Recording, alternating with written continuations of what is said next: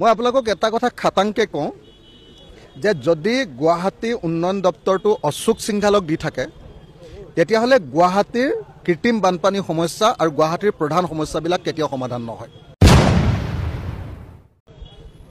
মই ভাবোঁ যে অশোক সিংঘাল নামৰ বেপাৰীজনক মানে গুৱাহাটী উন্নয়ন দপ্তৰটোৰ পৰা আঁতৰাই দিব লাগিব।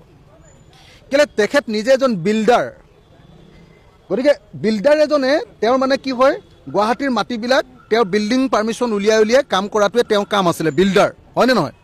সেই বিল্ডাৰজনক যেতিয়া মন্ত্ৰী বনাই দিলে উদক ভেটাৰখীয়া পঠীয়া হ'লনে নাই বাৰু?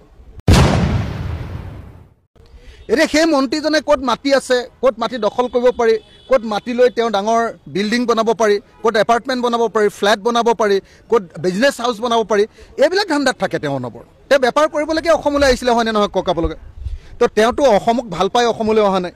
গতিকে সেই মানুহজনৰ হাতত যদি থাকে তেতিয়াহ'লে তেনেকুৱা ধৰণৰ কথা ক'বই।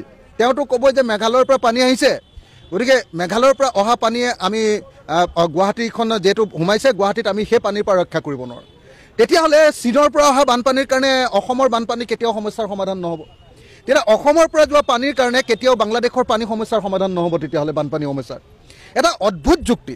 আনহাতে একেটা সময়তে আমি দেখিবলৈ পাইছোঁ যে এই গোটেই বানপানী গোটেই ঘটনাটোৰ কাৰণে আজি জগৰীয়া কৰিছে বিজেপি দলৰ ৰাজ্যিক সভাপতিজনে, কলিতা ডাঙৰীয়া, কি নাম আছিলে আমাৰ ভৱেশ কলিতা ডাঙৰীয়া।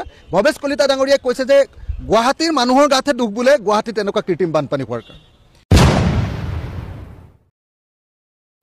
গুৱাহাটীৰ কৃত্ৰিম বানপানীৰ কাৰণে কেৱল আৰু কেৱল বিজেপি চৰকাৰৰ গাত দুখ। কাৰণ বিজেপি চৰকাৰে যেতিয়া শাসনলৈ আহিছিলে তেতিয়াই তেওঁলোকে প্ৰতিশ্ৰুতি দিছিলে যে প্ৰথমতেই তেওঁলোকে গুৱাহাটী কৃত্ৰিম বানপানী সমস্যাৰ সমাধান কৰিব। তেওঁলোকৰ প্ৰথম আৰু প্ৰধান প্ৰতিশ্ৰুতি আছিলে গোটেই অসমৰ বানপানী সমস্যাৰ বানমুক্ত অসম তৈয়াৰ কৰা আৰু গুৱাহাটীত বানমুক্ত গুৱাহাটী তৈয়াৰ কৰা। এইটো আছিলে তেওঁলোকৰ প্ৰতিশ্ৰুতি। সেই প্ৰতিশ্ৰুতি তেওঁলোকে পূৰণ কৰিব পৰা নাই। এতিয়া তেওঁলোকে য'তে ত'তে অপৰিকল্পিতভাৱে য'তে ত'তে কিছুমান ডাঙৰ ডাঙৰ আপোনাৰ এনেকুৱা ধৰণৰ অভাৰব্ৰিজ বনাইছে। যি অভাৰব্ৰিজবিলাক বনাওঁতে মই কৈছিলোঁ যে এইবিলাক কমিশ্যন খাবলৈ বনাইছে। মই বনাওঁতে কৈছিলোঁ যে এই অভাৰব্ৰিজবিলাকত লাষ্টত যেতিয়া কৃত্ৰিম বানপানী হ'ব মানুহবিলাক ওপৰত ৰ'বলৈহে জুৰিব।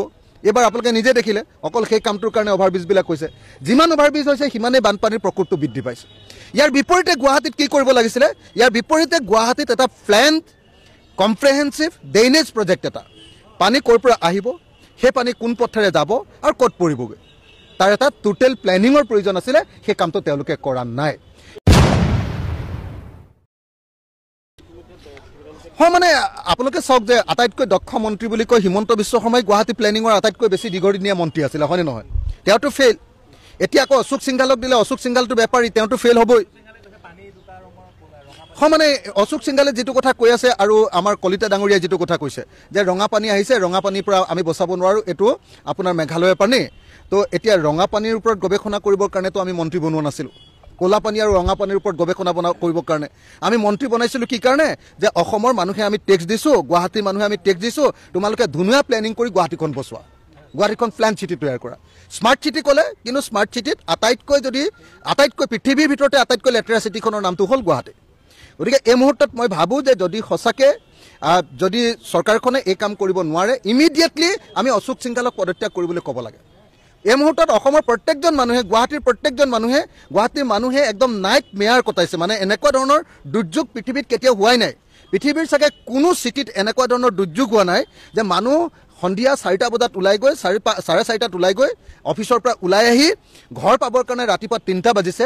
এনেকুৱা ধৰণৰ দুৰ্যোগ চাগে পৃথিৱীৰ কোনো মহানগৰত ঘটাই নাই। গতিকে এনেকুৱা ধৰণৰ মহানগৰত দুৰ্যোগ ঘটোৱাৰ কাৰণে অশোক সিংঘালে ইমিডিয়েটলি তেওঁৰ পদবীৰ পৰা পদত্যাগ কৰিব লাগে, তেওঁক খেদি দিব লাগে। আৰু হিমন্ত বিশ্ব শৰ্মাই ডাঙৰ ডাঙৰ কথা কৈ থকাতকৈ এটা প্লেন কৰি এইটোৰ ওপৰত কেবিনেট বৈঠক পাতিব লাগে। ইমান যে কেবিনেট বৈঠক দৈনিক পাতি থাকে, ভোজমেলবিলাক কৰি থাকে, তেওঁলোকে গুৱাহাটীৰ ওপৰত এখন কেবিনেট বৈঠক নাপাতে কিয়? আৰু মইতো ভাবোঁ যে গুৱাহাটীৰ নাৱৰ ওপৰত কেবিনেট বৈঠক পাতক। তেওঁলোকে বহুত ফেশ্বন শ্ব' কৰি থাকে ন, মানে ভেৰিয়াৰ ওপৰত। এতিয়া আচলতে অসমৰ গুৱাহাটীত মানে কেবিনেট বৈঠক পাতিব লাগে নাৱৰ ওপৰত। আপোনালোকে দৃশ্যটো মনত আছেনে?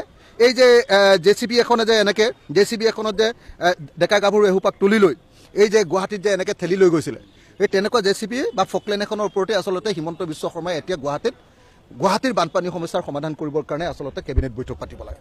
পৰিস্থিতি এনেকুৱা এতিয়া। গতিকে এই মুহূৰ্তত মই বিজেপি চৰকাৰক নিন্দা কৰিছোঁ তেওঁলোকে তেওঁলোকৰ প্ৰতিশ্ৰুতি ৰক্ষা নকৰাৰ কাৰণে আৰু অতি সোনকালে কেবিনেট বৈঠক পাতি তেওঁলোকে এটা কম্প্ৰেহেনচিভ ড্ৰেইনেজ প্ৰজেক্ট ল'ব লাগে আৰু লগতে এই গোটেই বিষয়টোৰ আলোচনা কৰিবৰ কাৰণে অসম বিধানসভাৰ বিশেষ অধিৱেশন আয়োজন কৰিব লাগে